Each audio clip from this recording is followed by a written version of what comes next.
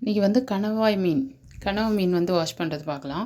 இந்த மீனில் இதே மாதிரி ஃபுல் தோலோடு இருக்கிறது தான் ஃப்ரெஷ்ஷாக எடுப்போம். சிலர் வந்து இந்த தோலை உரித்து எடுத்துருவாங்க. நாங்கள் அப்படி பண்ண மாட்டோம்.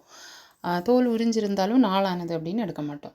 ஃபஸ்ட்டு வந்து இடது கையால் அதோடய பாடி பார்ட்டை அமைக்க பிடிச்சிட்டு லைட்டாக வலது கையால் இந்த பார்ட்டை எடுக்கணும். அதில் ஃபஸ்ட்டு எடுக்கக்கூடியது இந்த முள். இது வந்து ஃபஸ்ட்டு உருவிடணும். அதோட பாடி பார்ட்டில் ஃபஸ்ட்டு வந்து அந்த முள்ளை உருவி எடுத்துட்டு அதுக்குள்ளே குடல் பகுதி மாதிரி சும்மா சின்ன வேஸ்ட்டு பார்ட் இருக்கும். இதையும் எடுத்து இது பண்ணிடலாம்.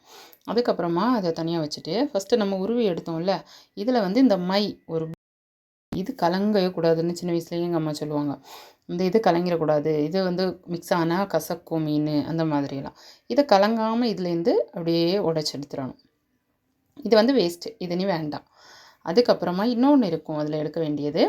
இந்த முள் இந்த நடுவில் இருக்கும். வலது கையில் இந்த இடத்த இப்படி அமுக்கி வச்சுட்டு இடது கையால் இல்லைன்னா ஏதோ ஒரு கையால் அமுக்கி வச்சுட்டு அப்படி ப்ரெஸ் பண்ணும்போது இது வெளியே வந்துடும்.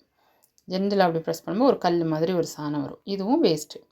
இதையும் வெளியே எடுத்தாச்சு. இப்போ எடுக்கக்கூடிய வேஸ்ட்டு பார்ட்டெல்லாம் எடுத்தாச்சு. இதை இப்படியே போட்டும் வச்சலாம். நான் வந்து 2ஆவோ 3ஆவோ கட் பண்ணி எடுக்கிறேன்.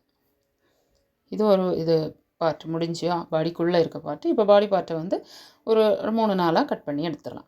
இவ்வளோ தான் கனவா மீன் வந்து கட் பண்ணி எடுக்கிறது. ஃபஸ்ட்டு வந்து இடது கையால் லைட்டாக அமுக்கி பிடிச்சிட்டு வலது கையால் இது உருவிட்டு இந்த முள் பார்ட்டை ஃபஸ்ட்டு எடுத்தாச்சா. சிலர் வந்து இதை இந்த மாதிரி எடுப்பாங்க, வெள்ளை கலராகவே கூட்டு வைப்பாங்க. நாங்கள் வந்து அந்த இதோட தோலோடு தான் கூட்டு வைப்போம்.